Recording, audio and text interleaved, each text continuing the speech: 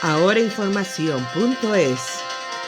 El cardenal Sarah y los problemas de fondo, por Javier Urcelay.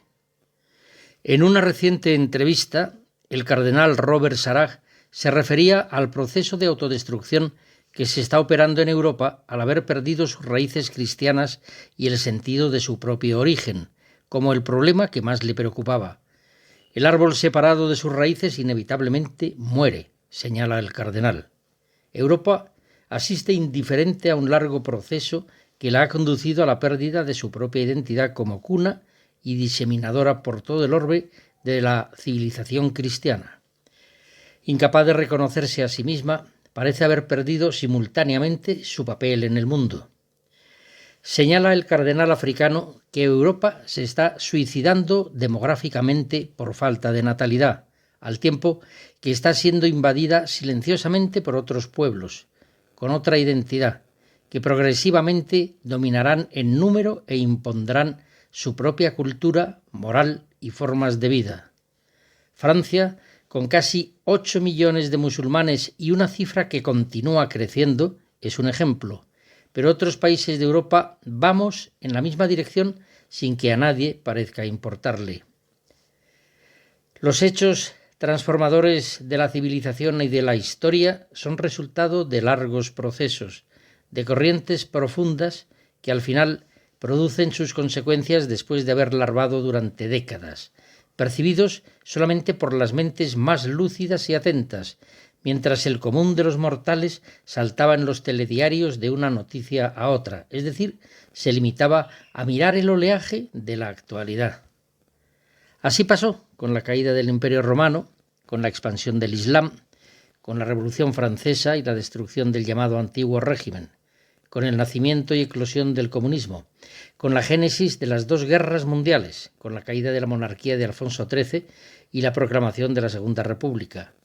Hay un momento álgido en el que rompe la ola y la espuma de los acontecimientos se hace visible, pero todo ello no es sino la consecuencia de una corriente subterránea que durante años, quizá incluso décadas, fue alimentando la energía destructora que finalmente resultó patente. En términos geológicos podríamos compararlo al fenómeno orogénico. Las tensiones de las placas de la corteza aumentan en determinadas zonas de fricción y lo hacen sin consecuencias visibles hasta que, alcanzado un punto, se produce el gran seísmo o la erupción volcánica. Pero ni uno ni otro se improvisan, ni sobrevienen sin una causa previa, porque nos resultara imperceptible a la mayoría, no a los aparatos de alta sensibilidad. El cardenal Sarah ha llamado la atención valientemente sobre esa pérdida de las raíces cristianas de Europa que amenaza su propia identidad y papel en el mundo. España forma parte, en lugar preeminente, de ese mismo proceso. En pocas décadas hemos pasado de ser la reserva moral de Occidente a la avanzadilla de todos los procesos de ingeniería social y experimentación revolucionaria.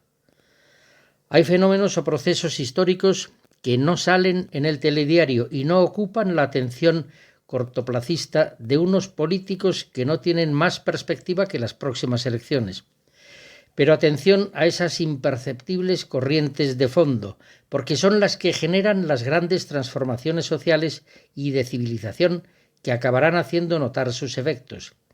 La pérdida de la natalidad y el suicidio demográfico, unidos a la inmigración masiva, la descristianización de la juventud y el neopaganismo de la vida social, la erosión de la familia, la ideología de género, la visión utilitarista de la dignidad humana y el consiguiente desprecio a la vida, poco útil, en cualquiera de sus manifestaciones, el totalitarismo creciente del Estado, la ruptura con la tradición y la tendencia autolítica en distintas partes de España, el abandono del mundo rural y el entorno natural, el globalismo destructor de los vínculos comunitarios y la emergencia de poderes fácticos mundialistas e invisibles.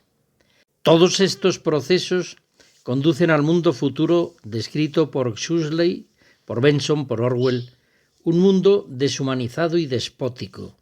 Cuando se haga patente, no habrá sido sino la consecuencia de lo que hoy se está alimentando de forma silenciosa y soterrada, mientras nos distraen con las noticias del telediario y los políticos discuten en el Parlamento sobre si me siento yo o te pones tú.